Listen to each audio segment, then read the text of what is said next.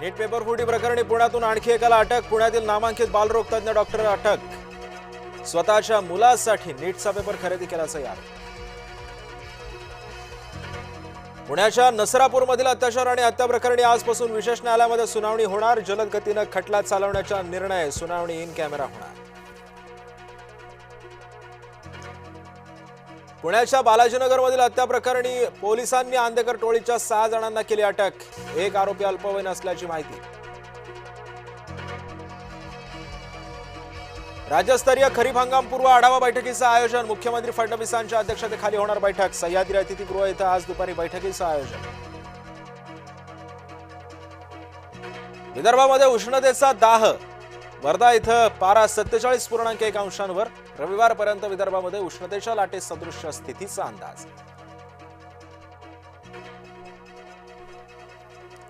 त्विषा शर्मा मृत्यू प्रकरणी आता अपडेट। दुसऱ्यांदा शवविच्छेदन करण्यास कोर्टाचा नकार।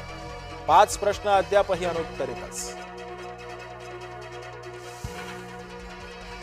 कच्च्या तेलाच्या किमती 5% घसरल्या। कच्च्या तेलाचे दर प्रति बॅरल $105.70 वरती जाऊन पोहोचले। ट्रम्प यांच्या वक्तव्यानंतर शांतता प्रस्तावाच्या शब्दांनंतर मोठी बातमी।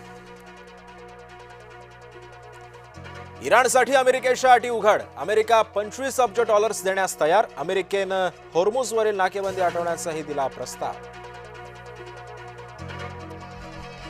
द्विपक्षीय संबंध वृद्धिंगत करण्यावरती सहमती। भारत इटली दरम्यान विशेष सामरिक भागीदारीचा निर्णय।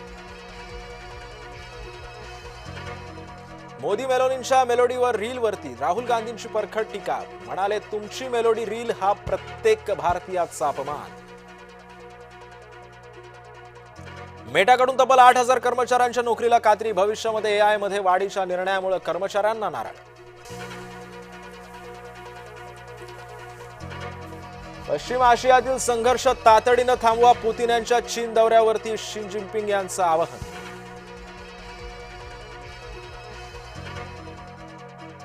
कोलकातानं मुंबईवर विजय मिळवत प्ले ऑफच्या आशा ठेवल्या कायम। मनीषा पांडेनं एक हाती मिळवून दिला विजय। आज गुजरात विरुद्ध चेन्नई सामना रंगणार। गुजरातला अव्वल राहण्यासाठी तर चेन्नईला 4थ्या स्थानासाठी महत्त्वाचा सामना जिंकावा लागणार।